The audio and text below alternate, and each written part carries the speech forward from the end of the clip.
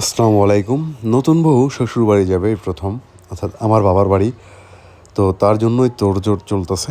ওর bag গোছানো শেষ, মানে ওর কাপড়-চোপড়, বাট আমার এখনও বাকি। আমাদের সকাল ৬টা ২০-এ গাড়ি, এখন বাজে রাত ১টা। আমি এখন আমার জামা কাপড়, ব্যাগ এগুলো গুছাচ্ছি যে আমি কী কী নিব।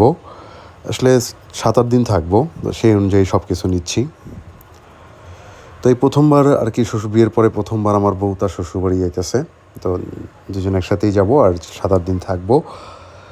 তাই নিজের ওর ব্যাগ সব গোছানো, আমারগুলোই গুছাচ্ছি। তো সবাই যেহেতু এখন আমাদের ব্লগ দেখেন সব কিছু শেয়ার করা। এই সেই বেল্ট দেখেন, এই বেল্ট আমি কেন পরি নাই ফর্মালের সাথে, তার জন্য আমার অনেক কথা শুনতে হয়েছে। তো এবার আমি ফর্মালে অবশ্যই বেল্ট পরবো, ঠিক আছে। তো সেই লুকটাও ফর্মালে বেল্ট পরলে ইনশাল্লাহ আপনার সাথে শেয়ার করব। আর হ্যাঁ, আমি কিন্তু আমার এই যে আঙুর গাছও নিয়ে যাচ্ছি, দেখছেন। আমার বাসায় আঙুর গাছ আছে কতগুলা, বাট এই চারাটা আমি সেদিন 3টা কিনছিলাম ঢাকায়, তো তার থেকে একটা আমি বাসায় নিয়ে যাচ্ছি। কারণ আঙুর ভালোই লাগে, সত্যি কথা বলতে। আমরা রওনা দিলাম ভোর বাজে 5টা 40। আমরা বাসা থেকে নামছি, চোখে কিন্তু একটা ঘুম ঘুম ভাব, মানে মন মেজাজ একটা খিটখিটে ভাব, কি বলবো। আমরা রিক্সা পেয়ে গেছি, দেখেন রিক্সায় কীভাবে বসছি, মানে ট্রলির জন্য আমি রিক্সায় ঠিকভাবে বসতে পারি নাই। ট্রলিটা এত বড়, আর মানে আমার পাটা দেখেন কীভাবে রাখছি, মানে আমি ঠিকভাবে বসতে পারতেছিলাম না, মনে হচ্ছিল পাটা কোথাও লেগে যায় কি না, এরকম মনে হচ্ছিল। তো অবশেষে আমরা রিক্সা পাইছি। আমরা এখান থেকে 1 নম্বর থেকে আমরা গাড়ি তুলবো, তো বেশি দেরি হবে না। আমরা চলে আসলাম কাউন্টারে, একদম আমরা 6টার সময় চলে আসছি। এখন 6টা বাজে, 6টা 20-এ আমাদের গাড়ি। তো সবাই দেখলাম চলে আসছে। আমরা খুলনা যাচ্ছি। অনেকেই হয়তো প্রশ্ন করতে পারেন যে আপনার বাপের বাড়ি কোথায়, আপনার বাবার বাড়ি কোথায়, বউ শ্বশুর বাড়ি কোথায়। আমাদের খুলনা বাসা, খুলনা 250 সামনে। আমরা বাসে উঠে গেছি। আর এটা হচ্ছে বাসের মধ্যাহ্ন বিরতি দিছিল মাঝখানে। দোলা কাউন্টার, নিজেদের ওদের রেস্টুরেন্ট আছে, সেখানে বাস দাঁড়ায় দোলা পরিবহনের। তো ওখানে আমরা কফি খাইলাম, তারপর ড্রিঙ্কও নিলাম, তারপরে সিঙ্গারা খাইছি। অবশেষে আমরা বাসার সামনে চলেই আসছি, দেখেন।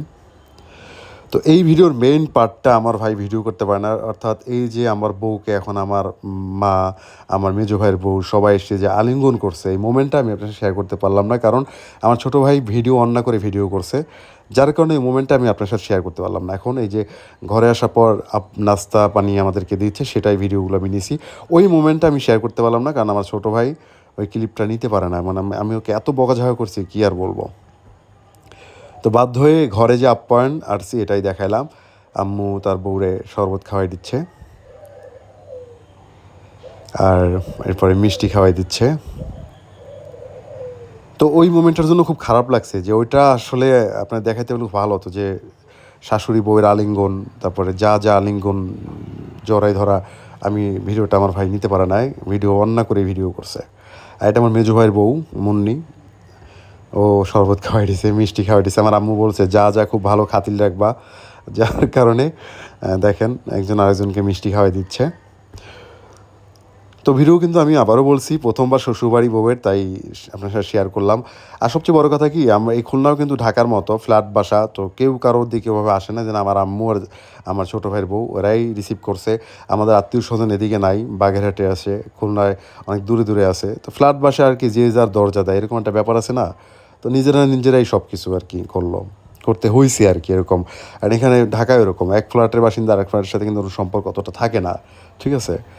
তো খুলনা আমাদের বাসাটাও ওরকম একদম প্রপারে, যার কারণে ওরকম আত্মীয় স্বজন আপনারা দেখতে পাচ্ছেন না। কিন্তু গ্রামের বাড়ি হলে দেখতেন যে কত আত্মীয় স্বজন বউ দেখতে আসবে, বউ কী করতেছে, ঠিক আছে, বউ দেখতে কেমন। কিন্তু খুলনাতে এটা আসলে হয় না। এরপরে টায়ার্ড ছিলাম অনেক, গোসল করে বার হলাম। গোসল করে আমরা একটু রেস্ট নিব, তো আমি গোসল করে ছাদে চলে গেলাম। ছাদে গিয়ে আমার যে আঙুর গাছটা আনছি, ওটা ছাদে সুন্দরভাবে রাখলাম। কারণ এই আঙুর গাছটা আমি চাই যে আরও বড় হোক সুন্দরভাবে এখানে, ঠিক আছে। তো ভালো থাকবেন। আমি ব্লগটা শেয়ার করলাম, খাবারের ভিডিও দুপুরে আবার শেয়ার করবো আর এক ভিডিওতে। তো সেই পর্যন্ত সবাই ভালো থাকেন। আর হ্যাঁ, ভিডিওতে কিন্তু আমি জানি এতে নেগেটিভ কমেন্ট আসতেই পারে, যে আপনার বউ সুন্দর না, আপনার বউ বয়সে বড়। তো সমস্যা নাই, কী করা, মানুষ আল্লাহর সৃষ্টি যেরকম সেরকমই হবে। যার মন মাইন্ড সুন্দর তার সবই সুন্দর। যাদের মন মাইন্ড ভালো না, তারাই ব্যক্তিগত লাইফে ফ্রাস্ট্রেশনে ভোগে, তারাই সব নেগেটিভ কমেন্ট করে। তো ভালো থাকবেন সবাই, আর আমাদের জন্য দোয়া রাখবেন যেন এভাবেই থাকতে পারি সবসময়।